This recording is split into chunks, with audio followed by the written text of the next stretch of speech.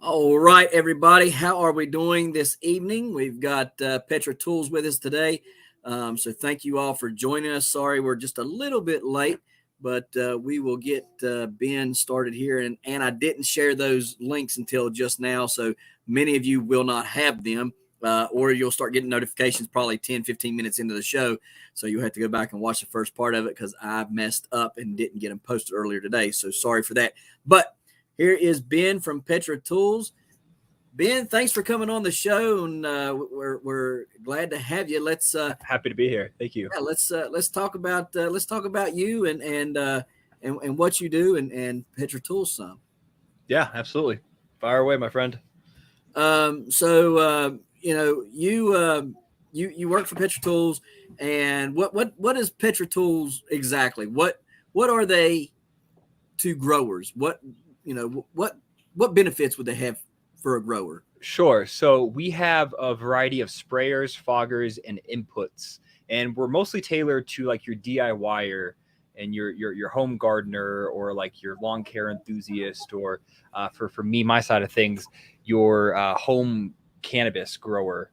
And so we started out with a fogger. Our 4-gallon backpack fogger was our first tool that we had. And we started out with tools, and the two founders, actually an uncle and a nephew who started the company back in, I joined in 2021 in January, and they had been operating for about 6 years at that point. So about like 2015 is when they started. It was uncle and nephew, and they realized in the sprayer space for sprayers and foggers, like, sure, you can go get some from companies, but there wasn't a lot of like battery operated technology, and like you couldn't get good customer service. And so that was a struggle, and that was like kind of like the main problem that they wanted to fix, is like to bring some good technology and some really good customer service to the market. So that's kind of like what it started. It was just an uncle and a nephew running it for, I mean, they're still running it now, but like it was kind of just them. And then like slowly but surely they started hiring people as they started growing.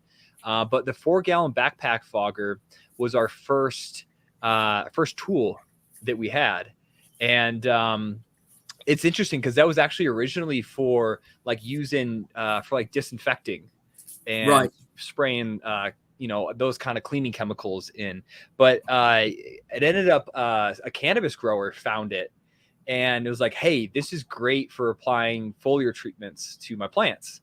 Especially for outdoor plants. So that's kind of like, that's how we got into, say, cannabis, for example. But then the first sprayer that we came out with was the HT 5000. It's a 6.5-gallon sprayer. It's on a cart. You can also put it on, comes with backpack straps too, so you can get it hooked up on a backpack. I can't imagine lugging around 6.5 gallons on my back. Can you? No. Right. 4 gallons is enough. Right. Yeah. Especially if it's like, if it's not full all the way, sloshing around, like, if you try to bend over and then all of a sudden you get top heavy, right. I wonder if that's ever happened to anyone. That's kind of funny. I would say it has, because I just about did it with a 4-pound or a 4-gallon. Yeah. Sure. So I'd say a bigger one it has. Yeah. So the HT 5000, that 6.5-gallon sprayer, was the first on the sprayer side that we came out with. And then we started getting into like a 4-gallon, 3-gallon. We came out with a 2-gallon like mid to late last year. And like now we have like quite a big variety, actually. So now we have everywhere from 1 gallon. We actually just came out with we used to have these sling type sprayers that instead of a backpack just has like a shoulder strap kind of sling. Right. And we had a 1 gallon, 2 gallon, and a 2.5 gallon.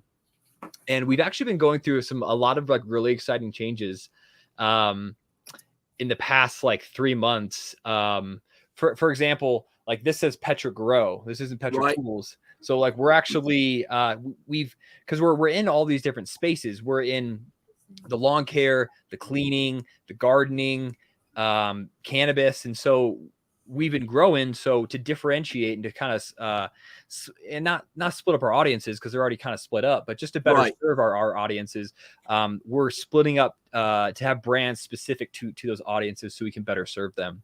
Okay, cool. So with that change, came like for, first of all, like new names, new logos, stuff like that. And then also these 1 gallon and these 2 gallon sprayers, they got upgraded. So now they have like, I don't know, you have our 4 gallon sprayer, Yep. right? Yep. You know, the 4 gallon sprayer, and then the fogger. Yeah. And the mini fogger. Yep. That orange is kind of like our classic orange, if you will, for our sprayers and whatnot. So we got away from this kind of green color that was on these sling sprayers, and with this orange. And there's the wand is a lot better. So like there's a few upgrades that came with it. The lid on that thing is actually really cool. I don't even have one yet. I need to go ahead and get one. I put an order in the other day, so I should be getting them soon. But like the wand clips into the top of the lid there, so it's kind of a cool storage device. But so we've just kind of been like slowly but surely like upgrading and innovating and making things better. So that's kind of us on the sprayer side. We also have a 2 gallon fogger that's like a sling fogger as well. And then from the smaller side of foggers, we have these bad boys right here. You have the mini fogger. But so this, we actually just changed. And so with the new brand, we also changed the name. This is now the Canna fogger. So it's the exact same thing as the mini fogger. But for those that don't know, it's essentially a small handheld fogger or atomizer. And it's great for like smaller plants, or like for a lot of cannabis growers that are intense, or like, you know, those you got right behind you, you know? Yeah. It's great for just kind of giving a nice light foliar treatment to those plants. Because if you use a traditional sprayer to do any foliar treatments, you're using a ton of solution. You're going to create a huge mess, especially if you're inside. Yeah, exactly. So, right. So overcome that problem. If you got something like this, you're giving a nice, precise, treatment, nice foliar treatment to those plants. You're lightly misting them. You're not creating a mess. And one huge thing that is, I think, super, super important is you're using way less solution. Like one of the biggest cost to a lot of our gardens is our inputs, right? And so if you can scale that down drastically, then like that's a huge win. And like I'm sure we'll get into this a bit later, but like also if you're foliar spraying or you're foliar feeding nutrients, like you're not going to use the full strength that you would use at the roots, right? You got to dilute that down, so you're even using less now. Right. So it's so it's a really good way to get those precise foliar treatments to those smaller plants, or like those plants in a tent. But it has a. Go ahead. What's good about that, from what I've found, is I can mix one bottle of that up, right? And that bottle will last me all week. So I'm allowed to microfeed my plants every day, all week long, out of one bottle, right? Yeah. So I mean, it just makes you go in there. You don't have to mix it up. You mix it up one time during the week. You go in there, spraying for a couple minutes. And the next day spraying for a couple minutes, so on and so forth. And it just makes sense until the bottle is empty. And very convenient. Yeah, exactly. Very convenient. And like you said, you're not out here with a spray bottle, right, or some big piece of equipment trying to make a mess with it. Making a huge mess. Right. And it fogs really, really well. Yeah. Like if people only understood, like I don't even think they can really fully see how it works on a camera as well as it does in person. 100%. Yeah. I mean, but a lot of things. Yeah, exactly. But I mean, it really fogs. Like, I mean, it's just like for instance, I can do one plant in the front and it's fogging so well that it's getting to the one in the back, right? In the next spot, and I'm not having to really hit that much. Penetration. Right, exactly. Yeah, so the white one behind that's interesting. Yeah, let me talk about this one real quick. So this is our mini fogger special edition, and what's special about it is really just one thing. It has a different pump, and that pump. So I guess I forgot to mention on this one. This has an 8 micron output compared to, say, like if you're using any traditional sprayer, even on a misting nozzle, you're going to be getting like 100 plus micron size droplets. It's just the size of the droplet essentially. Right. With that one, you're getting 8 micron size droplets, which is incredibly small. With this one, you're getting sub-micron, which is less than 1 micron size droplets. So it's smaller droplets, so you're going to get better coverage on your plants. You're going to be using less solution, and that solution is going to go further as well. And so that's essentially like the main difference is the pump. It also it draws more power out of this, so the battery life is also less. This one's an hour, that one's 2 hours. So it's less battery life, but it's drawing more power to get that sub-micron output out of Right. that. Yeah. Okay. That's pretty neat. I like that one. Yeah. I like the other one too. I mean, they're it's a great piece of machinery. I mean, I love that thing. Yeah, I need to. I'll send you one of the special edition ones and like cool. do a comparison, a side by side of like the absolutely. mini fogger, and just you don't got to make a piece of content or anything like that. But I just I'm curious to hear people's feedback who've used the mini fogger or who have the can fogger, and then have them use that special edition personally. Like not only are you getting better coverage and whatnot, but like it just feels like a little more powerful. Like you do get a little more spray distance, so that canopy penetration will increase. Okay. And it just feels like a denser fog. Okay. Yeah. So I'm a big fan of that one. I'm interested to see that one then. Yeah, absolutely. I'll create content. I don't mind creating content. That's the easy part. You are creative. So we've talked about some of the the mini foggers. We've talked about the backpack sprayers. One thing that I didn't mention at all is just like the inputs, and like we started to get into inputs. So I can get into that, or if you I just want to say it real quick. Yeah, go ahead. Okay, so like 2 years ago, we started coming out with different inputs for the first time. So first it was the fogger was first. Then we started coming out with sprayers, a couple more foggers, and like actually this thing has been through quite a few iterations. We had one when I first joined the company in January 2021. I was actually working in the warehouse, so I wasn't doing marketing. What I'm doing now, I was actually working in a warehouse doing like shipping, logistics, and like customer support, helping people out if like, something breaks or something like that, which does happen. And yeah, so I was doing that. We had this like white, it did not look at all like this white one over here. Kind of like, doesn't this thing like both of these, they kind of look like some like futuristic space technology thing. Like I remember like that's kind of what I thought when I first saw it. This one was somewhat similar like that, but like it was just a piece of trash, man. I tell you what, like it would just clog so easily and just all kinds of problems. But this has gone through like 5 or 6 iterations to what you see it as today. We've upgraded the battery, the nozzle, the pump, and just like the different things, like the glue on the inside to hold the wires together, and just all kinds of things. And we'll continue to innovate as well. But like, it's just like, I just want to point that out real quick. Cause like these things have gone through quite a bit of iteration to get to where they are today. So, and there's really nothing else on the market like them. So actually, if you go to Amazon, there's quite a few. If you really, but there are a lot of them there. They haven't gone through that iteration. Like just all you gotta do is look at the reviews on Amazon. Simple as that. Like, I'm actually making a piece of content right now with this cheap one that I bought. It was like $25. So it's like a quarter of the price of these. And I had them both outside, and I was doing a test to say like the tank depletion time, like how long does it take to go through a tank? Right. The other one didn't, and like I didn't even fill them up all the way. I only put 8 ounces of liquid in them. This one holds 13.5. It didn't even make it all the way through before it died. Oh crap!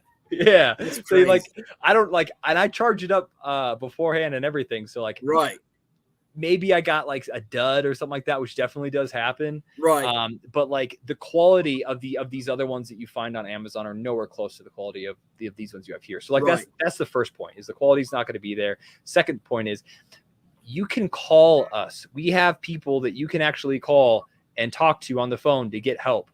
Right. No one else has that. No one else has the level of support. No, you have to press 1 for English, press 2 if you want to get here, press 3 if you want to get there. And then once you get there, do, and then usually you hear the click and you're hung up on, Right. Yeah. And then you got to recall. Then you get a voice automated thing, and it's wanting to know if you want to do this, and this again. And you never get to talk to anybody. Ours is super simple. You press 1 for customer support, 2 for technical support, 3 for sales. Like that's right. It. So I mean, it's super simple. You can actually talk to a person and not a piece of machinery, right? Right, exactly. Yeah. And I think like that, having that level of service tied to the product goes far. Absolutely. Like it's I hate it when I have to, something goes wrong with the product that I have, and like I have the hardest time getting in touch with the company. And it takes days. Let's say you send an email. It takes days to get a response. Yep. And, Or and like, weeks. right. Yeah. Days at like the best case typically. And then after that, you have to go through like multiple strings of dialogue, multiple emails before you get your resolution. Right. Like with us, sure, you can email us as well. You'll get a response back the same day, but like you could also just pick up the phone and call us and have all that hashed out, Right. in a matter of a few minutes, essentially. Now, while we're just talking about this, the mini fogger or the canifogger now is right. $100, right? Yep. How much is the other one, the special edition one? 110. So just 110. So it only went up $10. Yeah. And you get that much better pump and stuff. Like, I mean, that's pretty amazing. Seems like a win to me. I'll send you one and let me know what you think. Absolutely. Which one you'd prefer to use. But I will. Yeah. So tell you. as I was saying though, got off on a little bit of a tangent. The inputs. So we started coming out with inputs for the first time, things to put inside the tools. Right. And so it was all kind of like lawn care and garden thing, which is, it's all plants regardless. Right. But we had this one guy, because we're based out of central Pennsylvania. Carlisle, Pennsylvania is where like our main warehouse operations is. And we had this guy who was making a few things for us, like a surfactant, a worm tea, and like it good stuff. Nothing Right. wrong with it by any means. But then we got a hold of this other guy in Florida, and like I got a lot of family down in Florida, and so I went down there in last year and got to go visit. I didn't visit the facility, unfortunately, but just got to like go out and meet this guy. And Right. he's like a young guy like us, but Right. like he's a super nerd, like insane boy genius kind of thing. He didn't. He like started consulting at the age of like 16. His dad was a chemist, so he's essentially like a chemist. Right. And just got like to do all kinds of crazy stuff, and is just insanely brilliant. And so we got the great fortunate of being able to work with this guy and essentially and bring some of the stuff that he makes to market. And That's like, cool. yeah, seems to be like cutting edge stuff, which is super exciting for us. Like all these products behind me, these ones over here, this is a mycorrhizal fungi, which I think you have some of this. Yep. Yeah. So this is our mycogiants, got mycorrhizal fungi. We can talk more about that later. Our all-one plant fuel, which is a plant fertilizer, and then our worm tea, which is, vermicompost worm tea. You're familiar with those. Yep. So yeah, we started working with him, and he makes a lot of interesting stuff, and we've only like just started to tap into kind of like him and like what he can do and whatnot. So I'm excited to see kind of like where this goes. But so we have a range of lawn care products, gardening products as well, and like we're coming out with some interesting things, like a grass paint. Can you imagine that people they want to paint their grass? Can you imagine that? Yeah, it's a thing for lawn care people, especially like imagine you're in a place that has like a bad drought or something like that. You're not able to water your lawn, it browns up or whatever, and like you're someone who like is a lawn care enthusiast, you care about your lawn. So if you go spray this biodegradable paint on there, essentially that it lasts for a few months, but it's just like dye essentially. I painted myself in it last St. Patty's Day, which is almost a year ago at this point. My girlfriend sprayed me green in this stuff. Oh wow. Yeah. Isn't that crazy? Yeah. So yeah, like we have grass paint, like a blue dye indicator. So imagine you're fertilizing a lawn, and you want to make sure that you're hitting all the every space. You want to see if there's any gaps essentially. So you can add a little bit of this blue dye indicator in there, and essentially it'll create a blue tint essentially on your lawn. And it'll go away from sun exposure or rain. And within a day or two. Well, actually, I mean, that would be beneficial for gardeners as well, because if they're going to fog or backpack spray the fertilizer, that blue indicator would tell them if they hit the plant good enough or not. Right. Yeah, that's interesting. I've never thought about using that in a gardening sense before. Is that something I can send you some if you want to use it? Yeah, I mean, I would actually be interested to see that, because, if let's say, for instance, I'm out, doing my patch, you know, you don't get to get inside the middle of a pumpkin patch, right? You got to kind of work from the outskirts of it, right? Sure, And kind of blow it all in.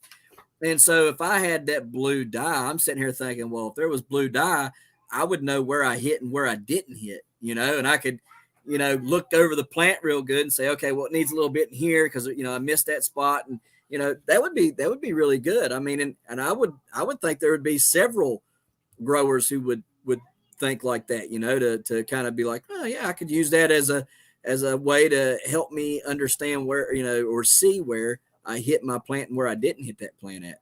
Right, because like especially for you, where you're trying to stretch those genetics of those plants to their limits, you want to collect data, Right. and see where you can improve on. And if you can get something like that, that'll see if you can, how you'll be able to test how your coverage is. Right. Exactly. Yeah. And that also is good for content because then I can be like, okay, well, look here, here's the Petra Tools and here's how well it works. Here's the kind of coverage I'm getting. So it works twofold for that, Yeah. I like that. That's pretty cool. I guess I don't know how big of a concern this is, but like it will dye your sprayer or fogger, whatever whatever you're using. Like no way to wash it out. Like if you wash it immediately, it's stained. I mean, I don't care. I don't really care if it's stained up. I mean, yeah, it'll just be stained. Okay. I think. I guess I haven't. Well, hang on though. If it water or sun takes it off the plant, would water and sun not take it out of the plastics, or how does that work? Yeah, that's a good question. I don't know. Yeah, I guess I'm thinking about our grass paint. I was trying to make a correlation between our grass paint and that stays for like 3 to 4 months. Okay. And so I guess this might not stay as much. All right. Yeah. I guess you'll find out for us, huh? Yeah, I'll definitely find out. So we talked about the mini foggers. We talked about the backpack sprayers. Yeah. But you guys have got actual fogging machines. Like backpack foggers, even cart foggers, right? We don't have any cart foggers yet. You don't have I know, right? I messed that up too. Cart foggers. No, we just have for the foggers, we have the 4-gallon, 2-gallon, and then these two behind me. Okay. Right now. Yeah. So let's talk about them. What are the sizes of those particles? Kind of like what ranges they can get, etc. Yeah, so the 4-gallon backpack fogger, the micron size coming out the front there is anywhere between 20 and 50, depending on kind of how you have that blue knob opened. Both of our 4-gallon and our 2-gallon are both. What's going on, Bland? You keep on talking. I'm just seeing what's going on here. You're good. Yeah. So they're both corded. So you actually have to. They're not battery operated yet. I can't wait until the day we get these battery operated. But unfortunately, they're corded for now. But the 4-gallon to 4-gallon capacity, 20 to 50 microns is the output there. You're gonna get anywhere from 15 to 20 feet of distance in there, and like there's pretty good. Yeah, it's not pump driven. It's a motor that spins everything. That's how the solution breaks down to that. And it creates a lot of airflow. That motor creates a lot of airflow, and that's how you're getting that insane canopy penetration with that. Right. So like the leaves are getting spun or flapped around and whatnot. So you're hitting the undersides, you're hitting the tops, and all kinds of everything. Right. So yeah, that's question. Yeah. Just real quick. So Bland's Promised Land Ranch says, why use a fogger over a spray bottle? Is there something better about it? Yeah. So two things primarily. It's more efficient. You're going to be using way less of whatever solution you're using by using a fogger, because it all comes down to that particle size of those droplets. So a traditional spray bottle you're using, spray it on your plants, you're going to get those big beads all over them. Even if you try like the finest mist possible, it's going to be dripping off the plant, making a mess. So it's essentially inefficient to use a spray bottle. So you're drastically increasing your efficiency by using a fogger. For small plants, something like this. For larger plants or for outdoors, our 4-gallon or 2 gallons definitely going to be better. So that's the first thing. Second thing is it's just way more convenient. Like, right. you've used that 4-gallon backpack fogger. Like, how long does it take you to say, hit a few plants with that thing? Like, it's seconds. Oh, You just and you're done. You're done. Like, I had this one grower out in Hawaii. He took his IPM time, which I don't know if you guys are like say IPM. It's a huge thing with cannabis. It's integrated pest management. It's just like whatever pest management practices you're doing. He took his IPM time from 2 hours down to 10 minutes from using one of our foggers. Yeah. So see, I got the same thing here, right? So like if I'm out there working, on my plants, like with last year with backpack sprayer, right? Yeah. The year before it took with a hand pump sprayer, right? Or even the hand pump, backpack sprayer. Okay. It was taking me like 3 to 4 hours to do the entire area, right? Yeah. Last year with a backpack sprayer, not a Petra Tools one, but a backpack sprayer, I cut that time in about half. Now with the Petra Tools backpack sprayer, just from what I've played around with, just spraying it out, like going out and spraying, liquid compost on the ground, right? That coverage is a lot quicker, right? Using the fogger or the sprayer? The sprayer. Okay. Now the fogger, I've never used a fogger until your fogger, right? So I don't have anything to compare it with. Sure. But it's still a lot faster than even the backpack sprayer is. Yeah. So I mean, there's that. There is. But like I said, I don't have another fogger to compare it to. I just wanted to kind of go down that line. Yeah. So just real quick, the next grow, he says push the button on one. Let's see. Yeah, I can show you. Yeah, I can do a little demo. Let me throw some water in there real quick. Yep. And then Bland says, okay, that's great. Thank you. Push the button. I usually just use water at the root once plants are grown up a bit. So yeah, I mean, they really do really, really well. I love the foggers. Yeah, this will be best for indoor smaller plants, that kind of thing. For outdoors, you're going to use one of other ones, but for this one, yeah, you simply just unless they don't have a real big garden. If they don't have a real big garden, that one right there would be pretty good. Right. But if they got any kind of garden of any substantial size, they're going to want a bigger one. Right. So yeah, you simply just press the button there, turns on, you get your nice mist. I love the way that blue light makes it look like a flame. A little bit, right? What's another thing that's great about that blue light though is for identifying powdery mildew. It just lights up and you can see it like no other. So that's cool. It's great for detecting that. And that one should have 3 different modes, right? It does. Yep. It has got a low, medium, and high. You simply just press that button there to cycle through them. Super simple. Yep. Couldn't be easier to use. Exactly. And it really does a really good job. Guys, y'all can go and check out all my videos that I've got posted on Instagram, TikTok, and on YouTube. As far as those go, I haven't got any of the content posted for the bigger ones because I'm waiting to actually put plants in the ground and use the bigger ones. I don't want y'all just to watch me spray the ground. That's kind of boring. So, right. But yeah, I mean, as soon as I get some plants in the ground, y'all see me work those. But them mini foggers are great. Highly encourage you guys getting one. Oh, I can tell you right now, they're good. Well, I can tell you based upon what I've already used it for on the ground that it is very, very good. So like I was saying, in 2021, I used in 2020, I used a hand pump sprayer. 2021, I used a backpack pump sprayer. All right. And it took forever. Last year, I used a cheap Amazon like Kiowa or Kiwa or something like that. I can't remember the name. And that did cut my time down from like 4 hours to 2 hours. Then I got Petra Tools and I used it out there on the ground, just spraying liquid compost on the ground and stuff. And it is, just the backpack sprayer is very, very, very quick, right? And I mean, and it works good. You get good distance and everything.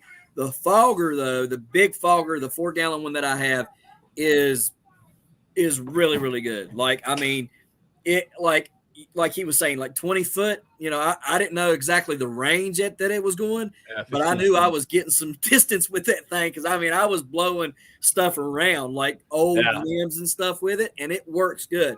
So you guys will get to see, when I get the plants in the ground, what they'll do with the plants there. But I can tell you now that the size of the fog that you get, the distance that it goes, it is worth having one. But Right, and you're also going to be using way less of your solution as well, which a is whole lot another less. big plus. Right. Yeah, and that right there in and of itself, say like let's just take this into consideration for anybody that's wanting to maybe purchase one of these things. Okay, take into consideration the amount of money you spend on your fertilizer. All right, and let's say that you spend.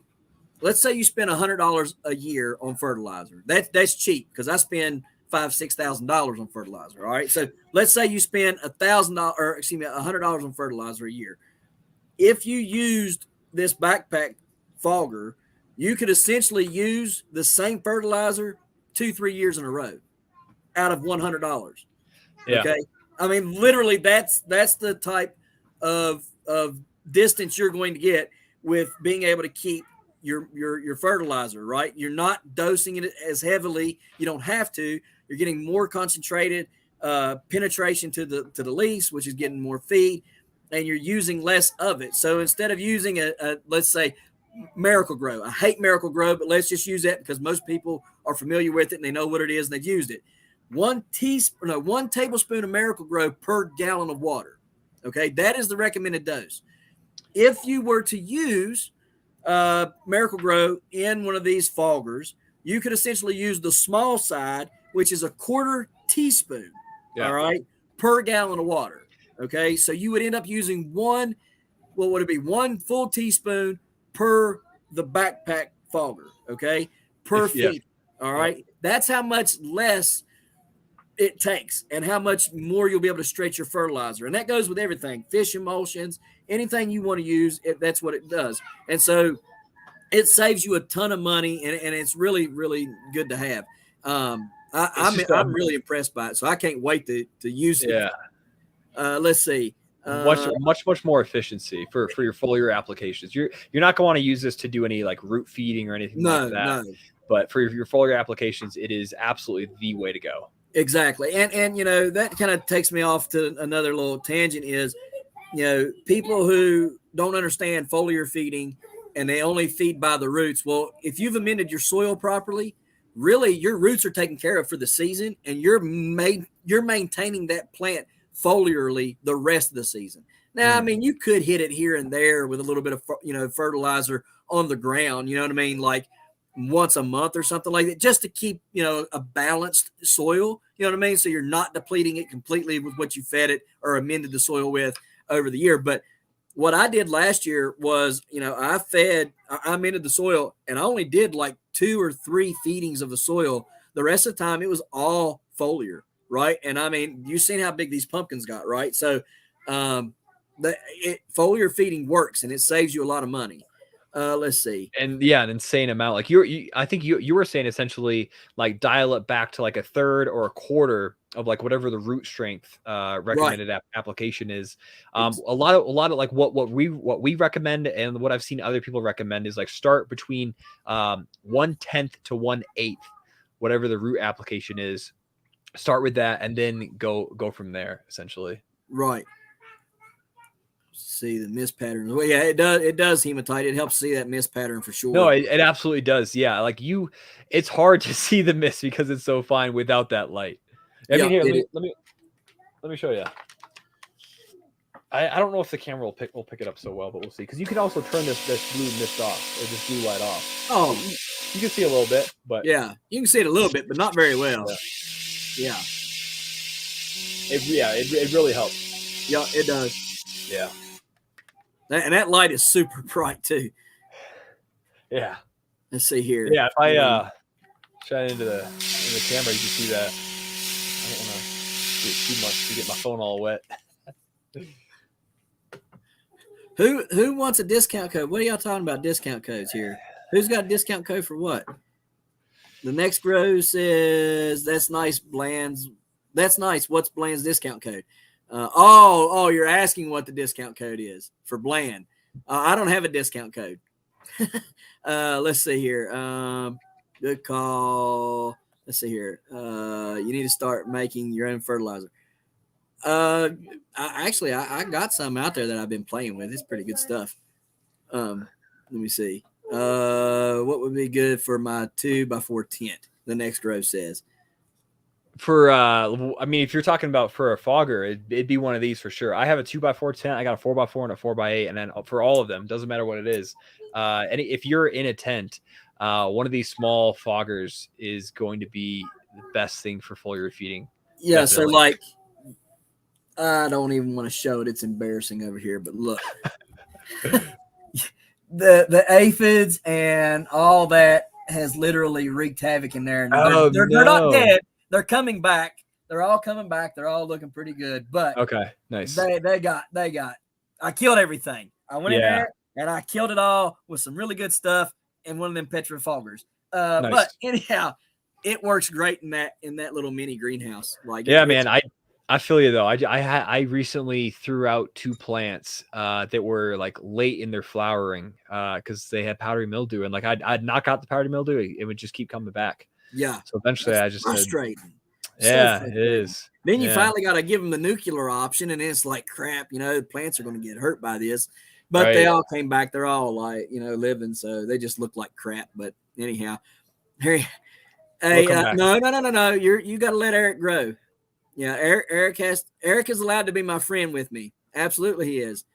The pumpkins won't break you. You just have to learn how to sell the pumpkins. If you learn how to sell the pumpkins won't break you. You make all that money back on the end. Plus, if you learn to grow a big enough one, you take it to a way off and you win, and you get that money too. So, hey, it pays for itself. You just gotta grow a really big one to make it pay for itself.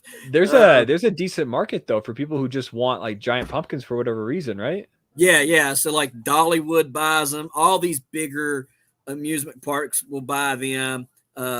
You can sell them to local places like grocery stores and stuff like that. They'll buy them if they want to put them on display. Yeah. If you use the Giant Growers website, I think it's giantgrowers.com. If you use that website and get logged in and everything to there, you'll be able to start marketing your pumpkins as early as August when you guys are starting to get ready for weigh-offs and stuff. So, you'll be able to talk to people from like Tractor Supply and stuff like that that's going to be coming to the site to look for your pumpkins to buy them. So I mean, you can sell them. There's good money in it. I've sold them for as high as $1,000. So that's good money. So, especially if you got quite a few pumpkins. You said you're spending upwards of $6,000 a year on your inputs. Right. So, well, I'm not spending that much money. Somebody else is spending that much money. If I was spending that kind of money, I couldn't grow like I do. So I have to lean on my sponsors to let me grow like that. Now, my first year of growing, before I had any sponsors, I spent $1,000 that year on growing 8 pumpkins. One of them was two of them was over 1,000 pounds.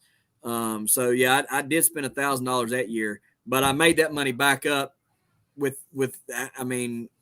one weigh off. You can really make that. You can make it back pretty fast. You just gotta either know somebody who knows people who want to buy them, or you have to start marketing them really, really soon and stuff. And here's the thing: gated communities. I just drive the pumpkin. I put if nobody wants to buy them at a weigh off, or nobody wants to give me what I want for them at a weigh off. Let's put it that way. I'll bring them home. I'll put them on the back of the truck, bring them home, and I'll write a for sale sign on the back of it and drive it through town. All right. And people who go to gated, have gated communities and stuff. How much you want for it? Tell them a price. Bring it over. Nice. Drop it off at the front gate, and here they are with a forklift, and they pick it up and take it off your hands. You know what I mean? So there's all kinds of people want that. You know what I mean? So you just gotta golf courses, haunted houses. You know what I mean? Yeah. They're head turners. Right. Exactly. Yeah. They draw attraction, and people are Yep. willing to pay. You know, these Ooh, a mom corn posh, maze. huh? A corn Corn maze, mazes. probably. Yep. Yeah, Yep. yeah, They'll yeah. buy them. So I Yep. mean, there's tons of people who will buy them. So I mean, you're never stuck with one. You know what I mean? Unless you want to be stuck with it, unless you put a price tag on there to where you're, just way too high, right? But you're never Sure. you would never be stuck with one. You would always make good money back on one, right? So typically it's $1 a pound is what you're going to look at, but maybe if you grow like a 200 or 300 pounder, you'd probably let it go for like $150, something like that. You know what I mean? Once you start getting 500 and up, it's $1 a pound. Nice. So, but let's see here. Okay, we will see. I'll have him start looking. I'll be in my own world growing food. You can eat them things. You can eat giants. You can definitely eat giants. There's videos out there of people eating them. Actually, you know what though? You could feed your cattle these things, and you would save a lot of food on your cattle feed, or a lot of money on your cattle feed. So yeah, you could definitely feed them. They'll I wear imagine them out, and it's a natural dewormer. What is it? What is it? I was gonna say, I imagine pigs too. Pigs love it. Yeah. Yeah. I fed my goats so much of them though this year that the goats quit eating them, and so did the pigs. The pigs stopped eating them? I thought pigs would eat anything. Pigs got tired of it. They just started pushing it around with their nose. But you got to think, I had, oh God, how many did I have? I had a lot. My son's 577 stayed here because it had a hole in it. So that was 577 pounds that they had to eat. Then I brought my 739 home and did photo shoots with that. People would come over, pay me to do photo shoots with it. So after we were done with it, that was another 739 pounds that went to them. And then I donated my 958 to my church so they could use it for stuff. And then when they were done, I brought it home. So that was another 958 pounds that went to them. Jeez. Plus another 511 pound one that was in the backyard that went to them. So yeah, they had well over 2,000 pounds worth of pumpkin that they ate this past year, plus all the little pumpkins and stuff. Yeah, they got tired of it. Yeah. So, well. sorry. I was just trying to catch up on all these. I don't like to not try to, talk to everybody if they ask. Yeah, you're good. Okay, see. Yeah, I do need more pigs, hematite. We're gonna have to talk about that. I do need more. He breeds pigs. He's a really good dude. Nice. So so we've talked about the backpack foggers. We talked about the mini foggers. We talked about the backpack sprayers. Yeah. I kind of want to talk about, the fertilizers and where are you going with the fertilizers? You said you got the worm compost tea stuff there. You got the other stuff. Now let's kind of talk about them, what they're used for, and what applications people might want to use them for. Sure. Yeah. So I mean, let me just go down the line here. So this is our mycorrhizal fungi, mycogiant. For those of you familiar with mycorrhizal fungi, there's two main kinds. There's endomycorrhizal fungi and ectomycorrhizal fungi, and they do different things. The endomycorrhizae, they actually literally penetrate into the root of the plant, which is pretty freaking cool. And it facilitates nutrient exchange better. It's less barriers that it has to go to. But mycorrhizal fungi, it essentially it creates a symbiotic relationship with plant roots and helps with, a lot of things. Like I think it's so cool because it literally it colonizes your medium, your soil, spreads out into your soil, links up with the plant roots, and essentially just extends your plant's roots, the root's ability to get water, different nutrients, and it's really cool because it does other stuff too. Like it provides the ectomycorrhizal fungi, for example. They can create different chemicals to fight pests, in soil, which is amazing. So mycorrhizal fungi does all kinds of amazing things to essentially stimulate root development and root growth. I know in the cannabis game, and probably they say bigger roots, bigger fruits. Right. So I'm sure, you're very familiar with that as well. But so this one, what's cool about it is it's a premium ultra concentrated blend. It has over 240,000 propagules per gram of powder. So I don't know if you look at other mycorrhizal fungi products, you see on the back that if you look at like what species are there and what concentrations, you'll see it's either in spores or propagules. Right. And spores are the reproductive unit. Propagule is one of three things, or I'm sorry, it contains three things: spores, root fragments, and hyphae. Hyphae are like the little the mycelium, the fungi strands, or the little hairs, essentially. And essentially, it's better to have a propagule over a spore because you're going to get better colonization, your survival rate's higher, your efficiency is just better overall by having the root fragments and the hyphae there as well. Because remember, it's a symbiotic relationship that the fungi has with plant roots. So with that plant, the root fragments being there, it's a familiar environment essentially that helps colonization. So and I can tell y'all that that mycorrhiza does really well. Okay. And here's the thing. I'm not sponsored by them for the mycorrhiza. All right. Like they sent it to me. I used it. I've given feedback and it works. All right. So, I can show you plants and they look great. So, I mean, I've been using it on one of my, oh goodness, what is that in there? My giant corn. All right. So I use it on my giant corn, and my giant corn is the biggest that anybody's ever grown indoors in the wintertime. Nice. All right. Awesome. I used it on my orange tree, and my orange tree, it went from being dead to full of life and doing great. Now it's dead again because I didn't water it for like a week and a half, 2 weeks, but hey, that's my fault. It'll come back. It'll come back. Just water, but I do want to say this. If the mycorrhiza would not have been in there and in that soil, then the plant would have suffered even worse than me, from me not watering it. 100%. But by having that mycorrhiza in there, it helps with that drought condition that it's going through, right? Orange trees go through these drought conditions. So it's not like oh goodness, it's not really dead. It's just kind of like, hey, give me a drink of water now, right? Because what I was trying to do is I was trying to put it in a state of what would you call it? Like stress? not stress, but like just trying to make it go dormant, or it's not really dormant, but make it stop growing for a little period of time, kind of slow it down some, right?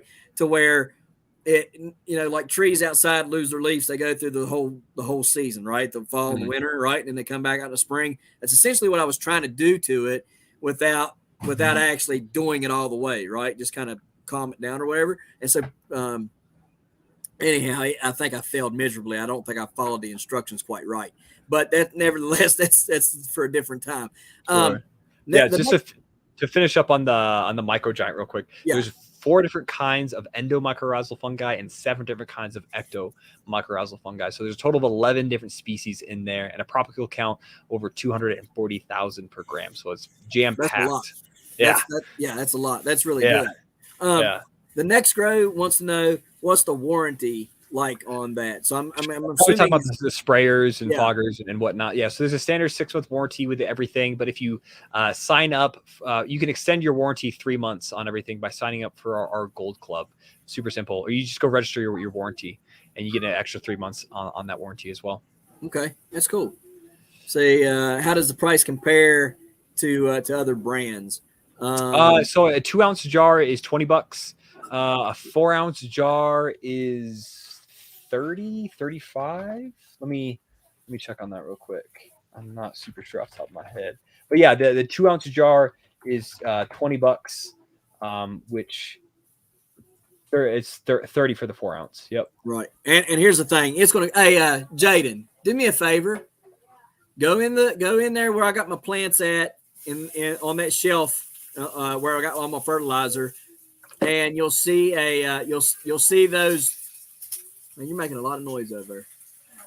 You'll see these jars, these 2 white jars. One of them says Moab. One of them says Microgiant. Yeah. Grab it for me. No. In there where my fertilizer is, son. Yeah. Grab it. It's just the 2. There's 2 jars in there on the shelf. Grab them. So anyhow, I'll show y'all how much I got left out of this. And I've had it since beginning of December, I think, something like that. Beginning of December, I think I had them. Yeah, might you have don't been, gotta might you even don't been gotta the end use of a lot. November. I've had it for a while. Hmm. That one right there in your right in your Yeah, just for a price comparison for another competitor's brand. If anyone's familiar with Trifecta, Myco Supreme, that right. one's also $20 for 2 ounces. But the difference between that one and ours is theirs has spores, and one strain of endomycorrhizal fungi, Right. and ours has propagules, 11 different strains total, and a way higher concentration. So you're Yep. getting way more for that $20 there. Look, here's. I mean, I've used this all winter indoors on everything, and that's still how much I got left in there. Yeah, that's a lot. Yeah. I mean, well, you can see how right there's the jar. Yep. You can see. You know what I mean? So it lasts a long time, y'all. I mean, a long time. And I mean, it does really well. You know, it does. I can't knock it. I've used. Look, I use Extreme Gardening. Extreme Gardening is who I use like out there on my plants and stuff. They're who sponsors me for my mycorrhiza and my azos and stuff like that. You guys know that. And I'm going to tell you, this stuff right here is right up there with them, right up there with them. All right, so How much are they for theirs? Looks like they're $22. I don't know how much this probably comes in a bag. Yeah, it's different. Yeah, but anyways, so, I mean, guys, I'm telling you, I can't find any fault in this. And you guys see my plants indoors. I mean, even these plants up here, even the ones that I showed you that were so pitiful, and these over here. I mean, if I turn this around, well, look.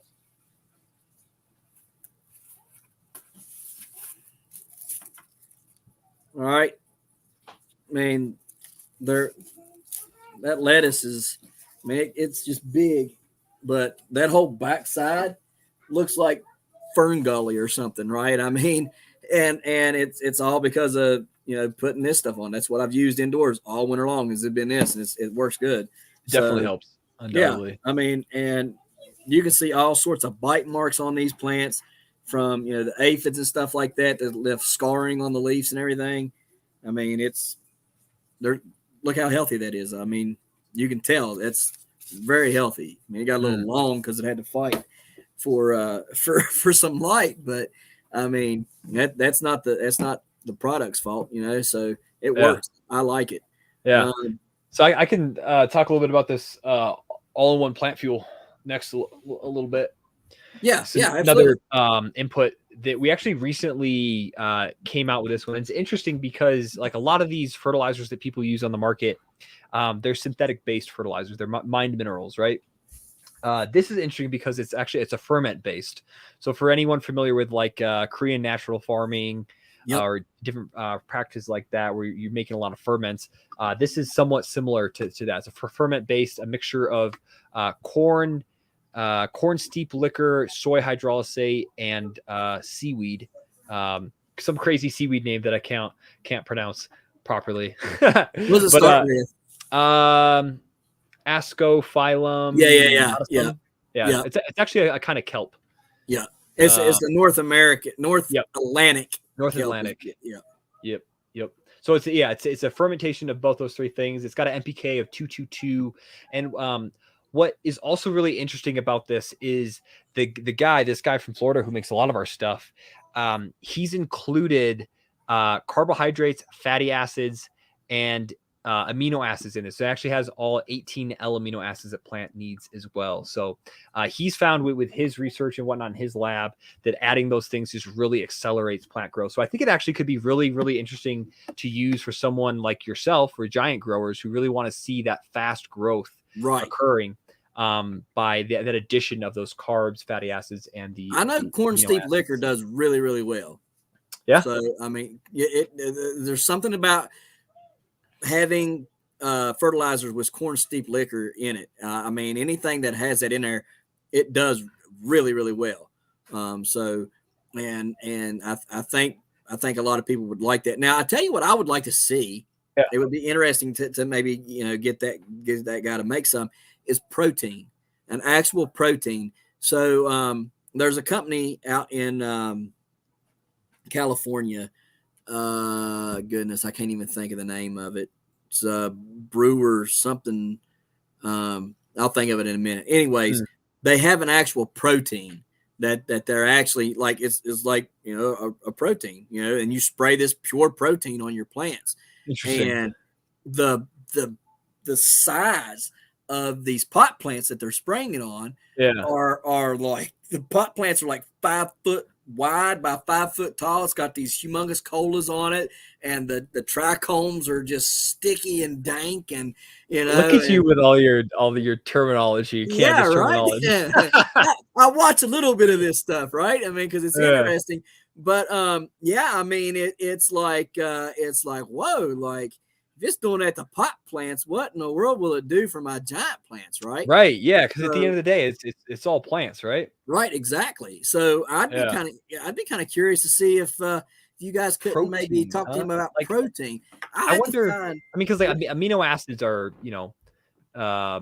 like amino acids combined make up protein, right? It's just different combinations of amino acids. But yeah, it's just I wonder what Boogie Brew. That's the guy. Boogie Brew. Yep, that's who makes it. I just thought about it. And Brew. Yeah. Yeah, I'll look into that. That's interesting. We're always trying to innovate and make things better. So the more we can kind of learn, see what other people are doing, find it successful, and just kind of take that and make it even better. It's a win for us, and it's a win for the community as well. Let me see. I'm gonna look and see if I can find it real quick because I want to tell you exactly what's in it while we're on it. Yeah, I want to see how much it costs too, because the all-in plant, we're actually out of stock right now on it. We'll probably get more in the next month or two, but the an 8-ounce container goes for $20, and then a gallon goes for $80. So you're best off just going for the gallon. Right. Well, I think it's really true. You always do better getting bigger because you're buying in bulk, and the bigger you can buy it, the cheaper you're going to get it anyhow. Right. And it's not like you're not going to use it. You know what I mean? Yeah. Right. Yeah. So the 8-ounce makes sense for someone who's like, say you're a home grower. Like I'm pretty sure that person who might still be in here, who said they're in a 2x4 tent cannabis grower. Right. You're having like maybe 2-3 plants in there max, Right. And let's say you're starting to foliar feed and you're like mainly doing foliar feed. You have a really good like organic living soil where you don't really need to feed the living soil very much. You maybe do like a worm tea, in there. This guy, the next grow. And let's say you really just want to get that for foliar feeds, then the smaller 8-ounce could make sense then, because like you're using barely anything. Like in the vegetative stage of growth, you're using 15 mils per gallon of water. And let me do a quick calculation to get that for what you would do for the 13.5 ounce container. So 15 divided by, it's about like 9.4. So you'd use 1.6 milliliters for that, but that's at the root feeding application. We have to dial it down even more for the foliar application. So we'll say I typically, 1/10 to 1/8 is like a good starting point. We'll do divided by 8. You're using 0.2 milliliters per full tank of that. Right. And like, are you even using a full tank? If a full tank is going to last you for like 20 minutes, are you using that full thing? No. You probably need like half. So you're using like 0.1. So it's an insanely small amount. Exactly. So that's how like the 8-ounce could make sense for someone. I guess you're right. It could, in that setting. Yeah. So like I got this Boogie Brew pulled up real quick. So which one is it? Is it the brew tea? It just says pure protein 1511. Okay. Here's what I got. You see it on the screen there? Pure protein 1511. Yeah. and it just says, hydrolyzed, codfish protein. Okay, so it's a And fish it says, emulsion. pure protein powder. On the other hand, is simply incredible one-stop amino acid treatment for both leaf and soil application, which, when used even as a standalone foliar feed, creates phenomenal growth and lush, healthy leaves. It's combined pure protein as a weekly treatment alongside Boogie Brew tea for outrageous results. Blah, blah, blah, blah. But the reason why I know about this is because I watched Growing Your Greens with John Collier, right? He's a YouTuber, and Boogie, he's like tied in with Boogie Brew somehow. I don't think he's like tied in like he uses their stuff as much as he does his own stuff, but I think he just goes and like interviews them and sees, the different things that they're doing. And the one guy, like I said, this guy had these plants were just huge, and his neighbor had pot plants and was growing them and used amino acids and some different things, but was not using the pure protein and was not using the brew, right? The compost tea, right? Yeah, the worm tea. Yeah. Right. And so his plants were straight up, right? And didn't have very many colas coming off this, pretty much a straight up plant, maybe 2 or 3 little buds up at the top. Whereas this guy had 5 foot wide plants. He had to put a net through, so he could, the trellis net, yeah. Right. And I'm talking, these colas were like 18 inches tall, like this big around, and like, I mean, the resin that was on the trichomes and stuff was just like crazy. And I'm like, he done That's all incredible. that. Yeah. And the guy literally gave credit to using the Boogie Brew protein is what he gave credit for. So, I mean, I think it was pretty interesting because he wasn't affiliated with Boogie Brew. Boogie Brew came out there with John Collier to see these plants for the first time himself, and even he was amazed, right? So it's a combination of really good genetics and some really good fertilizers. Right. The next grow says he stacks I stack my tents full. I'll use it and review it this too. Oh, okay, cool. Yeah, so you can find it on our so I hopped over to our Amazon. It actually looks like we do have a few left on the Amazon store. So you can find some 8 ounces there. And we do have a few of the gallons left in our warehouse. So you can go to our website, petratools.com, and find that over there. But so going back to this, the pure protein. So I think all they mean by protein is just it's just the amino acids that are in the codfish. So similar to our all-in-one plant fuel, how there's, this is like all 18 amino acids that plants need. Right. I don't know how many amino acids this one has per se, but I think it's something similar. Like there's a different, of course, because it's an emulsion of the codfish. Right. But yeah, so ours definitely has the amino acids in there as well. All right, which is pretty cool. So, okay. So like I said, I just wasn't sure because, like I said, that he said the neighbor was using amino acids. Now, what amino acids he was using and how many he was using, that's totally, that I don't know. I couldn't tell you, but I just thought it was different. I just thought it was weird. Maybe it was a play on words with them where, they were calling, amino acids, and then be like, but I use this pure protein. Maybe it was just a spin on words to get you to attract to pure protein. You know what I mean? Right. You know what I mean? Like, I mean, it could have been that. You know what I'm saying? Because I really didn't even think about, amino acids being any of the building blocks of protein. I mean, I didn't even think about that. But you're probably right.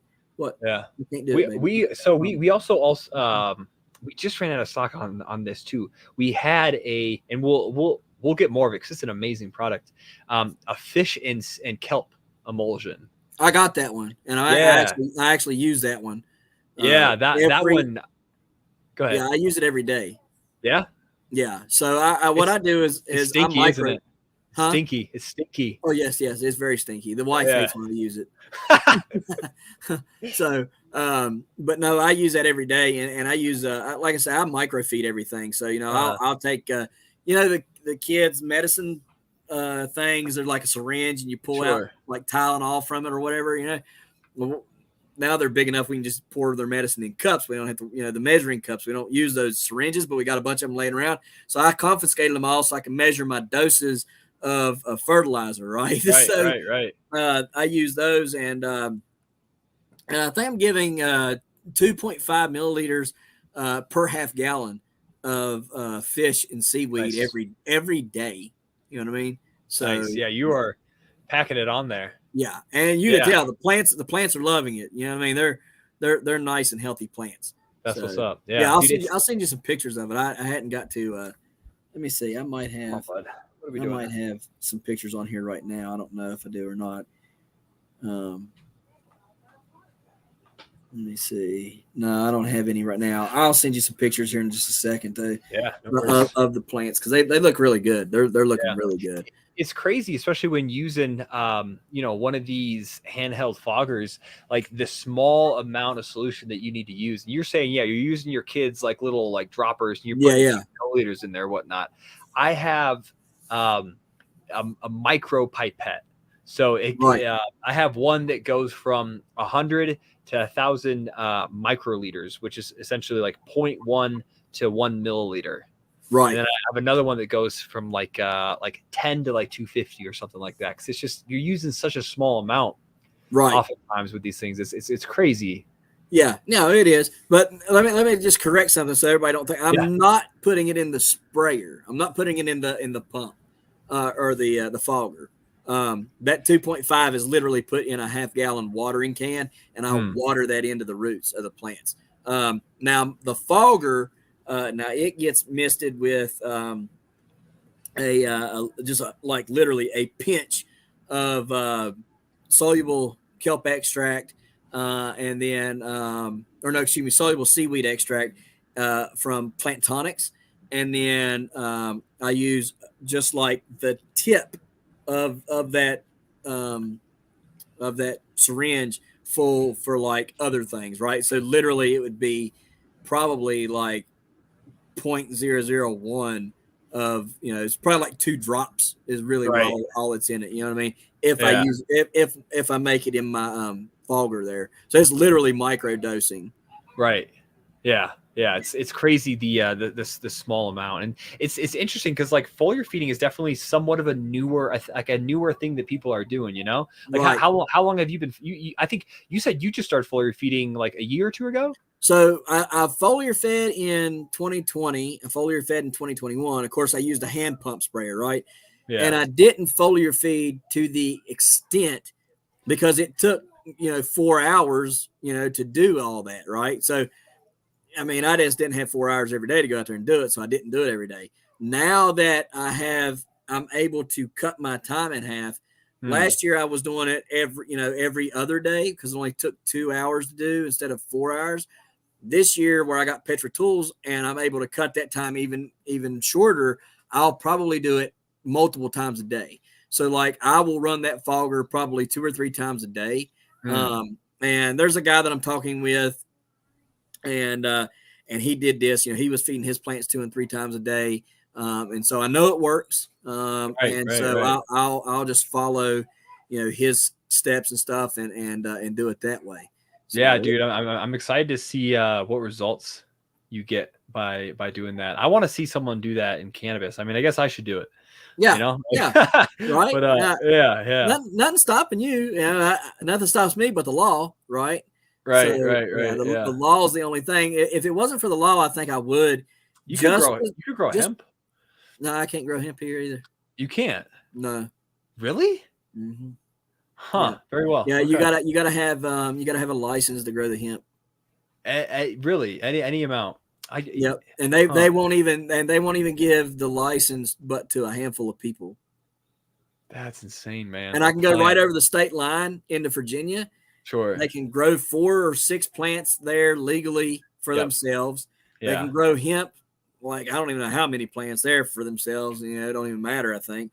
They have these stores set up, these pot stores where you don't even go in and buy a pot. You go in there and you trade stuff for pot. You got a can of pork and beans. You can trade a can of pork and beans. I ain't kidding you. Like, I'm serious. Really? Yeah. You go trade a can of pork and beans for a thing of, it's for veterans, right? Okay. Okay. Yeah, Nice. and they'll go in there and they'll trade a can of pork and beans for, dime baggie or something of marijuana. I mean, it's Sure. Sure. crazy. So, That's interesting to get a vet some meds. right, exactly. You know what I mean? Yeah. So, but here, no, you can't grow anything yet. So it's Yeah. we're still stuck in the early 19th century. You are a little bit. It's Yeah. matter of time. Matter of Yeah. I time. mean, but like I said, it wouldn't be for me as far as, wanting to smoke it, but I am curious on how big I can grow a bud. Right. I Yeah. want to know, can I grow a world record bud and a world record height plant? I mean, Yeah. that intrigues me. And the other part that intrigues me is, what can I make out of that? What could I make out of that could help me with my arthritis, or, You can make like a rub or something like that. right. Yeah. My Yeah. anxiety or whatever, right? Like, could I make butter out of it that I can maybe eat a little bit of on something, and maybe that helped me? Could I use it for sleep? Because I mean, I only get like Yeah. 4 hours of sleep a day, right? Like, Mm. that ain't no sleep. You know what I'm saying? Yeah. So could I, I mean, so I mean, I would be curious to see, I mean, but it wouldn't be just smoke for me. It wouldn't be so I could smoke and get high. It would be, how could I use this to better my life, right? Yeah. Yeah, So 100%. Yeah, and it's interesting actually. Like, so, you're familiar with like THC and CBD, and you may have heard right. of Well, CBG, I which use CBD oil. You know what I okay. mean? So, yeah. So there's this other one called CBN, which is like known to be really good for sleep, and it's non-psychoactive. Right. And actually, and how it's created is, you let the plant mature more. You let it keep maturing, and Okay. the THC degrades into CBN. That's cool. Yeah, and I want to get a plant and like, well, actually, one thing that's interesting that you can do is you don't have to harvest the plant all at once. You can take like, say like it typically, it matures from the top down. Right. So like, if you, for me, like I want to get some CBN, especially for my girlfriend. She likes to like have an edible, help her sleep and whatnot. But if I just, like clip, say the top cola or whatnot, and then kind of once I get down lower, let that mature more past Right. kind of when I typically would harvest, so it turns to CBN. And like, I guess I don't know exactly what that looks like, because people are often, they use jeweler's loops or other, like I have this like Right. little, To kind of look at the trichomes and tell exactly, yeah. yeah. So it goes from a clear to a cloudy, and like cloudy is typically when people will get kind of describe more of like a head kind of Right. effects, and then as it gets into more of an amber, like an amber color, is when you get more body effects. And people typically harvest around when they see, it's weird how they make some like of these estimations, like around like, Right. I see about 30% amber, so like now I'm Right. gonna harvest kind of Right. thing. Right. But so I don't know, I'm not too sure like how, because like how to know when it turns to CBN. Like, is it once everything's amber? Is it like, does it go from amber to something else? Like, I don't know. Right. It's Yeah. From interesting, amber to, like a to, purple or blue, or like who right. That's knows? Like, exactly what I was going to say. yeah, Yeah. yeah, But I yeah. I have mean, no I idea. guess really what you could do is you could take one cola at a time and be like, okay, this cola I'm going to let get this degree of amber. This one I'm going to let get to this degree of amber, or this one I'm going to let go until I don't, until something does something different, right? Like Yeah, either yeah, changes colors or the plant's looking dead, right? I mean, and just kind of play with it, and see what you get out of there. The other thing I think yeah. is interesting is the presses, right? Like, so to press this stuff, Sure. you know what I mean? You seen those? Heck yeah, I've seen that stuff. Man, let me tell Yeah, you something. In the past month and a half, I have become, since doing your show, yeah. okay, I have become a freaking marijuana aficionado, dude. You know That's what I mean? crazy. Yeah, I'm like, oh, watching this stuff. My wife's like, why are you watching another pot show? I'm just curious. This stuff is fascinating to me now, and I just want to know about it. You know what I mean? Yeah, So, it's a crazy plant. This question from Frank Pumpkin: does he use yeah, Athena nutrients? Has he tried it with his marijuana? I have not. So I only started growing. So I guess like for me, I used cannabis a few times in like high school, middle school, high school, whatever. Joined the Marine Corps right out of high school. Was in for 6 years, just under 6 years, 5 years, 10 months, and then got back into a relationship with the plant like very quickly when I got out. And for me, it like really opened up a creative side that I had no idea existed inside of me. But that's kind of how I started, I guess, getting back into a relationship with the plant. But then I only started growing.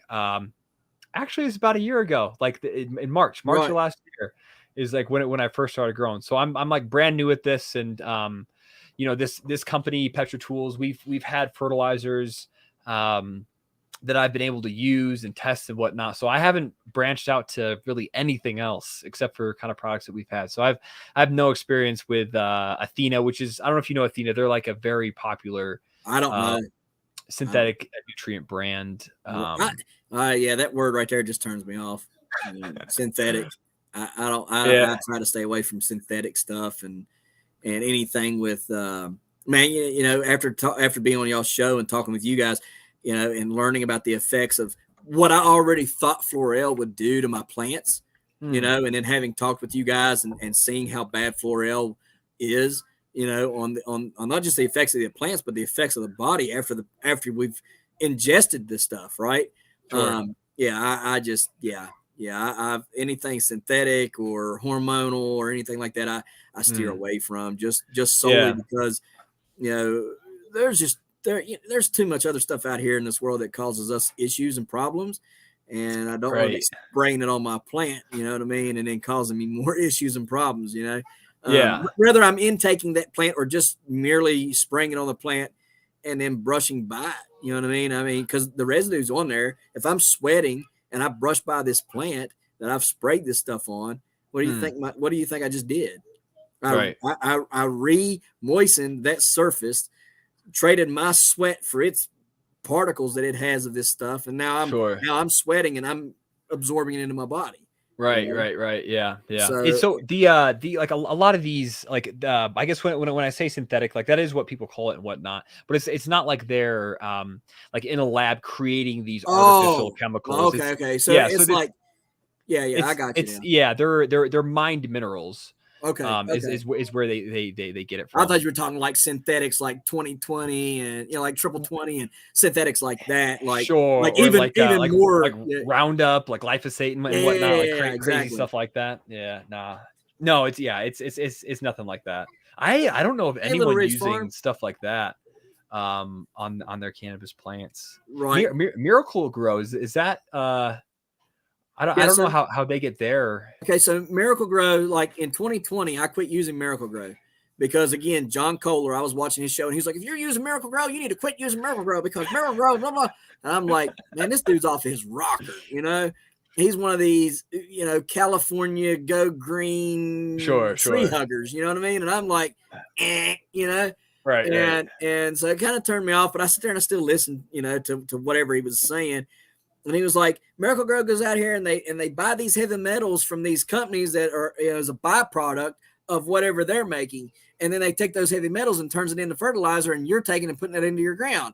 And then you're causing all these salt issues and ground issues with heavy metals. And I'm like, okay, I can get with you on this one. Yeah, me and you can connect on that. So, after that, I quit using Miracle Grow, and my plants are bigger and better than ever. 2021, I had the best tomato and pepper year ever. Last year, I had, again, the best pepper harvest. I was harvesting, 80 to 100 pounds of peppers a week, Wow. Yeah. So, I mean, that's insane. It was wild, Yeah. So, I mean, tomatoes, I had a little bit of issues with them because, there was a lot of rain, and all that rain just kept them way too saturated in the ground, caused some blight issues and stuff like that. But the peppers did really, really well. So I mean, I quit using Miracle Grow, and I tell everybody, don't use Miracle Grow. You know what I mean? If I was going to use something, Southern Ag has a triple 20, right? And so it's blue. It looks like Miracle Grow, but it's not Miracle Grow. It's triple 20. You can read the back of it and see. You can read research on them and see where they get it from and stuff. It is a synthetic fertilizer, but I will only use it if that plant is like you got to do something or I'm going to die, right? And that's kind of like my lifeline. Okay, throw it some of this crack, this plant crack, and it comes to life, and it's like, hey, and it's all better. And then I go right back to fish emulsions and everything else. And sometimes I don't know what it is about that. And I've talked to other growers that do the same thing. Yeah, I really don't know what it is that happens there, but something happens, and you can be feeding all your rest of your plants the same stuff, same dosing and everything. This one plant be just in the center of all of them, and it just looks like it's going to die or something. You'll feed it that triple 20, and within 2 days, it's like, what's going on, guys? Where you been? Yeah, so I would imagine it's because those nutrients are immediately like bioavailable to the plant compared to, like, say, the fish emulsion. Like, the microorganisms want to have to break down, create the nutrients, so it takes longer for the plant to get that stuff. But that'd be my guess. I mean, and you're right, but the problem, what I'm saying is like, why in all these other plants are looking great, marvelous, whatever, and that one plant be right there in the middle of all of them should be just as like the rest of them. It's not. You give it that triple 20, and all of a sudden it's boop, yeah, here we are, we're back, we're fine. What made it do that? You know what I mean? Sure. Yeah. Like, have you do you experience that, like, you can have the same plant, but like they feed differently, just like your kids, yeah. So like maybe something there going on. I mean, it could be, I guess. I'll show you some pictures and stuff here in a minute, and you can look at them, and you can tell, like, there's some of these, some of these plants we've got growing in there, like the peas and stuff like that, and some of them just don't look nearly as good as the other one. The other one's like, hey, and it's like the rest of them are just like, bleh. And it's like, why are you like that? You're getting fed the same stuff. So I don't know. Plants are weird, I think. They just, I guess they're individuals too, right? Yeah, exactly. And every one of them are going to have different traits. It's just like brothers and sisters can come from the same mom and dad, and every one of them have different traits and different, looks and different morphology, different feeding, everything. Right, exactly, right. And they're just like, I mean, sometimes you look at them, you're like, well, how are you? You don't even look the same, right? Like, but I mean, they could look like their great grandfather or something. You know what I mean? I mean, you just don't know. Yeah. So it's just weird how that stuff kind of materializes on down the line. So I mean, it could be something like that in some of these plants. So, I guess you gotta artificially select those those ones out. That aren't performing as well. Yep. Don't clone. Don't clone that one bad pheno. Right. Exactly. So, but man. I mean, it's I don't know. Plants are cool, and I'm really excited to see whatever we can accomplish this year for you guys, and be able to really showcase what your tools and some of your fertilizers can do, and we're gonna put them side by side with some other stuff. We're going to be like, hey, this is Petra Tools patch. You know what I mean? And this is what Petra Tools has got in here. And we're going to compare it to, such and such as patch. Right. And we're going to put them up side by side, and we're going to see what we can get to come out, man. Nice. I'm excited to see it, and I'm excited to do that. The one last thing I just want to talk about. Sure. So I know we had talked about before, maybe Petra coming up with, or me helping you guys come up with something that we could spray from the bottom. Right. And so there has been a huge outpouring since I talked about that on air with Travis Ginger. I think I had Travis on last week, and I've had several emails and stuff of people talking, and they said they would buy it. So I'm interested to see where this could go and stuff, because everybody that's emailed me said that is a tremendous idea and a huge step in the next evolution of giant growing. Yeah. So have you heard anything else about that? I haven't. I reached out to one of our founders who does like a lot of our product acquisition and whatnot, and ran the idea by him. He was actually out at a trade show a few weeks ago when I did that. And I honestly need to follow back up with him and just kind of get the idea back in his head. Frank. Yeah. Okay, so very Frank, interested in that. Listen, Frank grew a 2,350 pound monster in Michigan. That's the new state record up there. Yeah. And Jeez. so that's what I'm saying. I've got a lot of guys who are heavy hitters, very interested in my little contraption that I think would do very well, not only in the giant growing community, but also in the gardening community, big ag, and the cannabis industry. Right. So, yeah, it's an automated way to be able to foliar feed your plants right very, very easily, very efficiently. Yep. Yeah, exactly. So yeah, I just wanted to see about that. See, so they could hear it from your mouth and not mine. So that they would know that I have approached you guys and you have 100%. Yeah. And I hope that we can get behind you and help make that dream happen, because we've talked about it a few times, and I definitely see the value in that product. And I'm not even a giant grower, and I'm just I'm a brand new grower. So hearing about, especially hearing that you've continually brought it up recently, and like you're getting a lot of support and people that are very interested, who are very professionals. Yep. Frank over in Michigan, he said very interested in that. Like, yeah, right. I hear that loud and clear, and I'm gonna go hound these guys and try to make this happen. And I got emails I can send you too. You know what I mean? Showing of other giant growers that are very interested in it. So I can send them over to you if that would help. That would help any at all sway them. Yeah. The more, I think, I guess that's something, is like, okay, you have this great idea. We got ideas come to us all the time and whatnot. Like what makes sense? Yeah. Right. Yeah. So any more firepower that we can kind of add. So I think, it's definitely helpful. Right there. Y'all guys hear it. Y'all want this product. Y'all want it made. Email me. Tell me you're interested in it, and I'll send it over to Ben. Yeah, or email him, or email me, ben@petratools.com. And there you go. So, absolutely. See, tell him you want Ryan's invention. Right. No, I'm just picking. You just say you want that you want that fogger that'll come up, from fog from the bottom. So yeah, see. So most of this tomato are at the bottom anyway. So exactly. And that right there is, see, this is where giant growers are trying to figure out how, our season is already rough. The sun is already rough on our leaves. We're trying to figure out a way.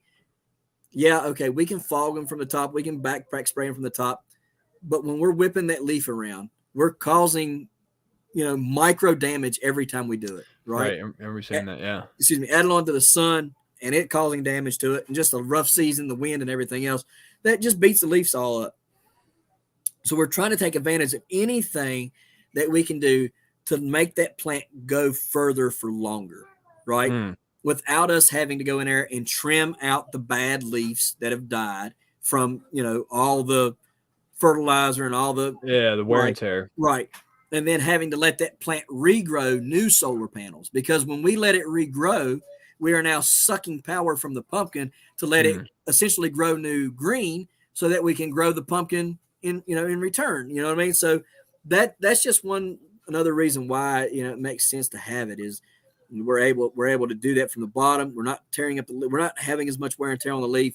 We're able to maybe extend that growth, that time whenever it can be, matured and actually pushing the fruit, instead of us growing new leaves to push it. So let me ask you a question. Would you want to wash, so like after you say you let it foliar feed for however long, do you then want to wash that leaf off? So like kind of run your feed through it, and then say like have like another line that comes on and feeds water?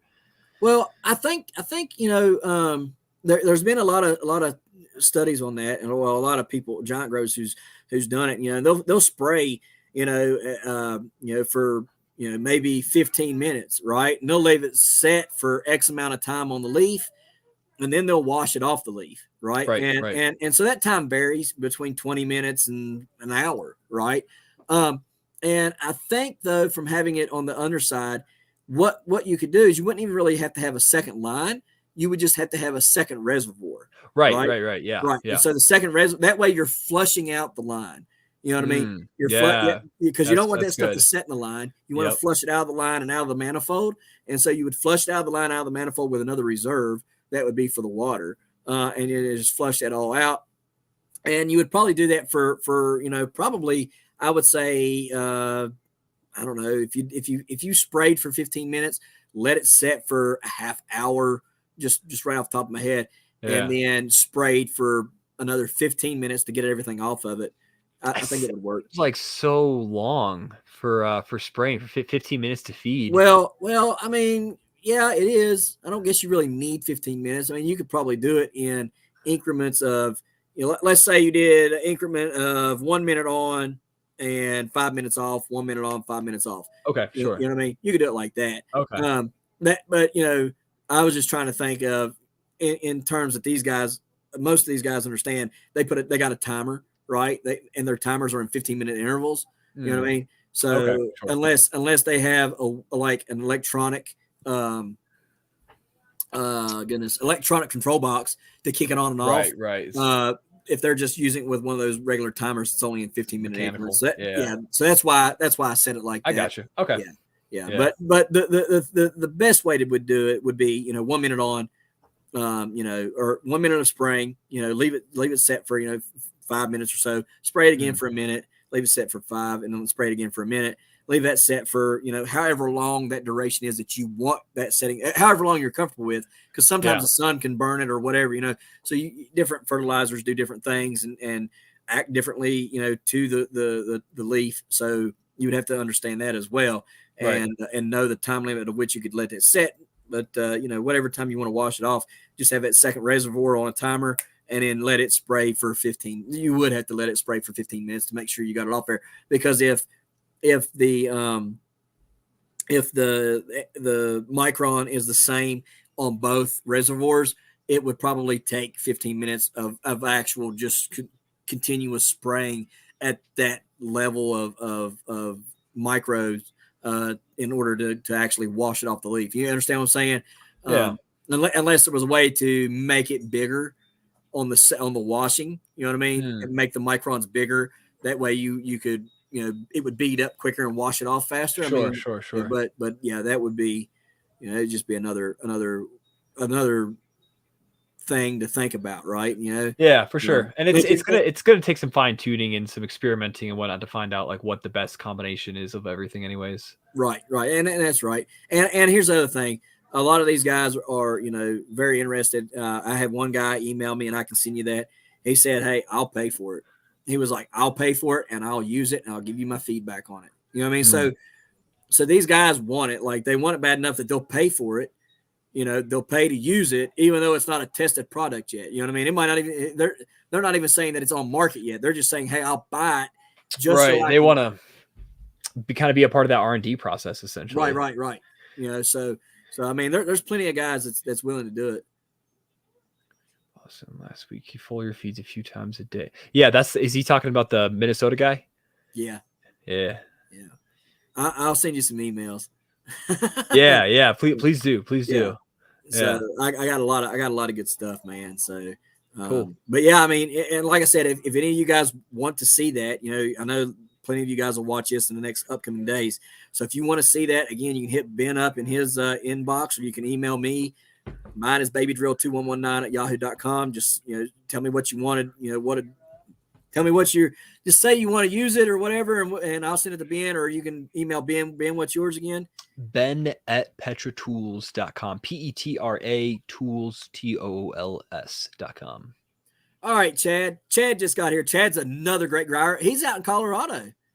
Oh yeah. Yeah. So you two are right there. I'm in the Springs. I'm Colorado Springs. I'm right south of Denver, about an hour. Yeah, I lived in Colorado Springs. I was at Fort. Oh man, what is that fort in Colorado Springs? There's a lot. There's Fort, there's a Space Force. There's Air Force. No. That was before my time, or that was after me. I was before then. Oh. You were Army, right? Yeah, Fort. I keep wanting to say Fort Gay, but that is not it. Let's see. Fort Carson. Yeah. So I was at Fort Carson when I was out there. Loved it, man. Had what's that place called? The mountain starts with an N. Well, Pikes Peak is Yeah. Pikes Peak's there, but then you got the. Hey, honey, I need my charger for my battery. This thing's about to die. The Nimrod, not Nimrod, NORAD. There we go, NORAD. Yeah. We went on the backside of NORAD and 4x4s, and there was a gate that had been busted open. We didn't think nothing about it, so we kept on going. Oh yeah, that was bad. That was yeah. You do not go there. But let's see. Just got here and come into these guys, huh? What did I miss? Okay, so what did you miss? Well, everything. Chad, you missed quite a bit. Sorry I didn't answer that. Got off on a tangent there, but we're talking about backpack sprayers, foggers, misters. He's got some foggers there behind him. Those are more for indoors, but we're talking about the big backpack foggers and stuff like that, and backpack sprayers that I have from Petra Tools and I've been using, and they're really, really good. I like them a lot. Yeah. So we talked about backpack foggers and stuff. And then the other thing though that we're talking about, Chad, is I had this idea that I had approached Ben and his company with here about a fogging system that comes up from the bottom, okay, and fogs the underneath of the leaf. So there would be no need to wear a backpack fogger or sprayer. You would just put this on the ground. High pressure hose would be connected to several manifolds. You would be able to tailor that system to fit your needs and however wide you want the manifolds apart from each other, or whatever grid pattern or whatever you would want. And then hang on one second, let me plug this computer up before I lose it. Yeah, you're good. And then let me see, is it plugged in? Is it charging? All right, yeah, we're good to go. Okay, so anyhow, sorry. So what it would do is that the fogger would then you would put it on a timer, whatever you would want to spray, and you would spray the underside of the leaf where 80% of your stomatas are, and that would reduce the cost of how much you're using as far as how foggers are. They reduce your cost of and how much you use in fertilizer. But also it would save you time, because you could put it on a timer. You could walk away as long as you know your reservoir is full. It could be feeding your plant. You could have it set on that timer, do your own thing. So it saves you time, saves you money, and it would hit 80%. It would literally hit the underneath side of the leaf without having to worry about, well, did I flip that leaf over while I was blowing it with the fogger or the backpack sprayer? Okay, without that wear and tear as well. Right, exactly. It would help with the wear and tear. You being in a greenhouse, you might not have as much wear and tear from outside elements, but I know good and well you have probably a lot from the sun coming in, and probably get a good amount of wear and tear on the plants from the sun. So this would just kind of help increase that longevity of the leaf by spraying from underneath and not getting on the top. Yeah, exactly. The pest hide under the leaves as well. Right, exactly. Yeah. So there's many benefits to this. So if you're interested, if this is something you'd be interested in, Frank, he said he'd like to have it. I know some other guys have emailed me about it. If this is something you think would work in your patch, like I said, either email me or email Ben and just say, hey, I like Ryan's idea, because the more people that we can get to say they like the idea, right, the more likely the company you work for it would be to take this up and actually move forward with it, right? 100%, absolutely. Yeah. So yeah, definitely. If it's something that you think would be beneficial to you and you're growing, then please email me so I can send that to them, or email that to Ben. Or if you think if you think you can use it now, just comment it here, and Ben can see it for himself right now, and he can use that. So anyhow, but that's what we got going on. We talked about that. We talked about some fertilizers and stuff that they make. Their mycorrhiza that they have there. We talked about that. It's called Myco Giant. I could just do a quick kind of rundown. Yeah, go ahead. This is the Myco Giant. It's interesting because one, it's got propagules instead of spores. You're probably familiar, but propagule is spores, hyphae, which are the root or the filaments of the mycelium's filaments, and root fragments. So it's three things instead of just spores, which are the reproductive units. There's 11 different species of mycorrhizal fungi in here. There's 4 endomycorrhizal fungi and 7 ecto. A total propagule count of over 240,000 propagules per gram of powder. So it's super, super concentrated. Then we also talked about our new all-in-one plant fuel. It's a ferment-based fertilizer made from corn steep liquor, soy hydrolysate, and kelp extract. That kelp name that I can't pronounce, but it also has the addition of carbohydrates, fatty acids, and all 18L amino acids that plants need. So it's an awesome mixture there. We didn't really talk about it much, but we also have a worm tea as well. Worm tea fuel. We can talk about that real quick if you want to. Yeah, I mean, it's like if you've used worm tea before, it's similar to like a lot of the worm teas. It's concentrated worm poop. The one thing that's nice about it though is it has the addition of humic and fulvic acid as well, so you get some increased bioavailability from that. So yeah. And then like I said, you can rewind and see though, but their foggers are really, really good. I've played with them outside. I haven't got to use them on plants yet, but I've played with them and they work really well. The backpack sprayer works really well. And then the mini foggers that he has behind him, if you're interested in any of those, I have the mini fogger. I've used the mini fogger. You've seen it on the channel if you have seen the videos of it. But the white one, now it's different than the green one. Yeah, I can go over that real quick. Yeah. So the white one has a different pump. That's really the only difference. And this green one here is actually the mini fogger, the one that Ryan has. It has an output of 8 microns. This white one has an output of less than 1 micron. So it's a sub-micron output. So you're getting better coverage, using less solution, making less of a mess. So that's the benefit there. It does have a lower battery life than the green one. The green one has a 2-hour battery life. The white one has a 1-hour battery life. It's just drawn more power from that pump. Yep.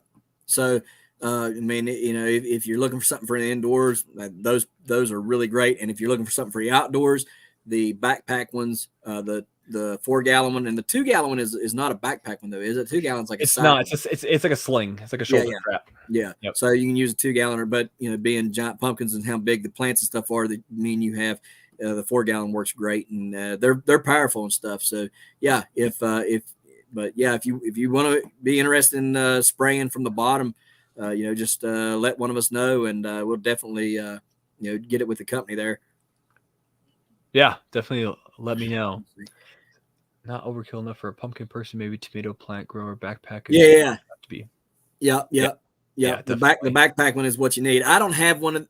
The one I have is out in my building, but I have a video on it. I did a video on the backpack sprayer and the backpack fogger, so you can go check those videos out. Now I didn't hook them up in the video. I just showed what they were and went over the features and stuff of them. But I will start using them shortly out there. I've used them. I just haven't used them on plants yet.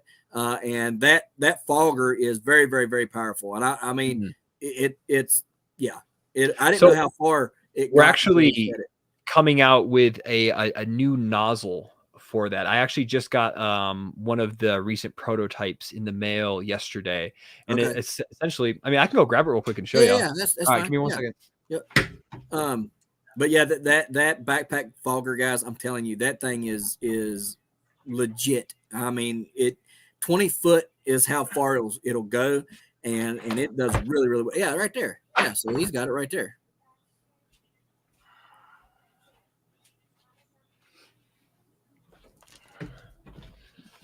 All right, y'all getting a little sneak peek. Yeah. No one else has seen this. All right.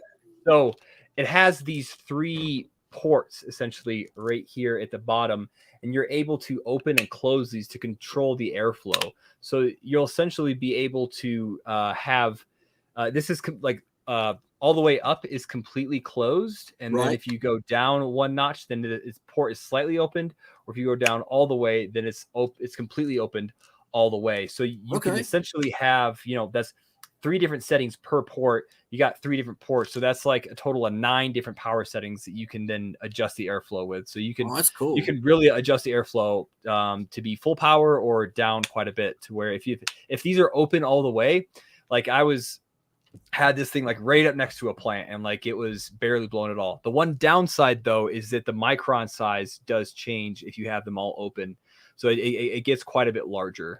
The micron size does. Yeah. But it still makes it a lot more accessible for people that either don't want that airflow for whatever reason, whether it's outdoors or indoors. Well, Chad wants to know, are the backpack items strong enough to blow bug blow bug spray deep into the plant. Yeah, that's one thing that's really great about this thing is like this motor on here. It's not a pump, it's a motor. And so you're getting a fair amount of airflow come through this thing, which will give you like it's more than a fair amount. Exactly. Yeah. So that gives you really good canopy penetration. So you can really kind of push through the canopy of that plant to hit the whole thing essentially. And the leaves are blowing around, Right. so you're hitting those undersides as well. So it definitely is a good little I'll tell you what, tomorrow, Chad, I'll try to remember to do a short clip on YouTube and just show you how strong that is, because I do have to spray some stuff tomorrow. I had sprayed some liquid compost down on my beds and stuff because I've been putting wood chips down. So I'll try to remember to do a short clip of that and show you exactly how far and how strong that does. And then all he's saying is that new nozzle piece there would could either help lower dial down the back. airflow. Yeah. So I guess I should have said this. It redirects the airflow back through these ports. Right. Yeah. So not that way, if you get up close, like let's say we're on our walking board, we're shooting into the plant, we need everything, right? But then we get where we're standing at, we don't need that much force right there at where we're at, whipping that leaf around, so we can dial it back some to where we're standing at, you know what I mean, and just kind of blow it on there then, and so that would be very helpful, once again, just helping to control how much damage we do to the leaf. So I mean that's great. So I'm glad to see that nozzle. Is that kind of like the one that you sent me? Did I send you one of the similar ones? You sent me one, something. Okay, it is. Okay. Yeah. So that's and it's interesting how this came about. So there's a cannabis grower who's really into 3D printing, and he got this thing. He's like, hey, this airflow is too much, too powerful. So he designed a different nozzle that is actually very similar, essentially this exact same thing. That we bought off, we bought the design off of him, and then have just put these controls on it and whatnot to be able to make it a little more customizable. But the one that you have, you can essentially just plug the holes like that. Right. Yeah, that's it. So it's not as customizable, but yeah, it's essentially the exact same thing. There's just a little more customizability there. That's all right, man. That's all right. Yeah. Well, is there any more questions from you guys about anything that Ben would be able to tell you guys about the products and stuff? Yeah, my kind of guy. So yeah, I mean, if there's anything that we can help you with or point you in the direction of, just let me know or definitely email Ben. And then again, if you guys are interested in that, once again, just email me or Ben, let him know that or me know that you guys would like to use that spraying. I don't even know what at this point we'd even call it. It's like a fogger manifold. Yeah, but like it's a fogger manifold. Yeah. Yeah. So, HD 5000. Yeah, so that's our 6.5 gallon sprayer. It's on a cart. Also has the backpack option, but essentially just mainly used for a cart. It comes with a 100-foot hose. You got two different options. The one standard option, the hose wraps up behind the unit, but then the pro version, there's a reel that you can just reel up the hose on. Comes with a bunch of different nozzles, charger. It's battery operated. It's a 10 volt, 10 amp battery. Lasts for like 6 to 8 hours, so a long time. It does great. I only got one in the past like few months that I've been using, and it's great, especially for like if you don't want to lug a sprayer around, but like let's say your garden is like not too far spread apart, you can just set this thing down in the middle, take the hose, and then just do all your spraying, your water, and your feeding, whatever it may be, and just kind of get that all done in one spot. I know one guy who has he used to live out in Newfoundland, and his house, he had tents upstairs, and he had split level, and he had tents downstairs as well. So he would put this sprayer at his front door when you first walk in, and be able to go up the stairs with the hose, hit all the tents upstairs, and then just go downstairs and hit all the ones downstairs. I can I mean, I don't know if Hematite, if you've been able to just like pop on Amazon or our website and take a peek at that, I could bring it up on here on the screen if you want. You take a peek. They're I'm telling y'all, they're good stuff. I mean, I've not had any issue out of anything I've used. So, and the other thing too, on the backpack sprayer, they got a what do you call it? When you go to pour, you take the lid off and you go to dump stuff in, a screen. They got a screen on Right. there. There's a filter. There's okay, you're on the website now. All right, so I can stop sharing. I don't even know if you brought up. There's also a like a little drain valve on the side, a drain cap that you can open up to drain it. That's what's nice about the larger one. Yep. So that's the addition to that. But we also have a 12-gallon. We call it the Beast, and we also have a 13-gallon sprayer. And then we've also recently gotten a wheelbarrow sprayer. It's like 21 gallons. A wheelbarrow sprayer? You just put in the wheelbarrow and tote it around? You know what I'd like to see? One that goes on my side-by-side. Right. Yeah. So like imagine being able to like tow this wheelbarrow sprayer like behind your side-by-side. Yeah. That'd be great. Yeah. And then like it's got a boom attachment. So it's got a hose and a reel. It also has a boom attachment that goes out. So imagine, just being able to like run the side-by-side and be spraying as you go. I need one of them. Yeah. The wheelbarrow sprayer. It's 80 liters, 21 gallons. Oh my goodness. Yeah. Why don't they call that the Beast? Right. I know. Seriously. Right. We need to switch our names around a little bit. Right. Yeah. So, all right. Well, look, guys, if there's nothing else, if you ain't got we've done took up almost 2 hours of this man's time. So, if there's no other questions or anything like that, we're going to hop off of here. Ben, me and you just stay on. I'll end the broadcast. Me and we'll finish up after I end it with them. Cool. So appreciate you having me on. Yeah, man. Yeah, it's been fun. I'm glad that you got to come on, man. And if you want to later on, in the future, like in this summer or something, you can come back on. We'll talk more about like what we got going on and how things are progressing. Yeah, that'd be good because I think we'll have like quite a bit new stuff going on and hopefully some really good progress on this idea of yours too. Okay, cool. Sounds great. So guys, again, reach out to him on any of your needs or, hit me up and I'll get you in touch with him and we're going to get out of here. So guys, let me see next. Yeah.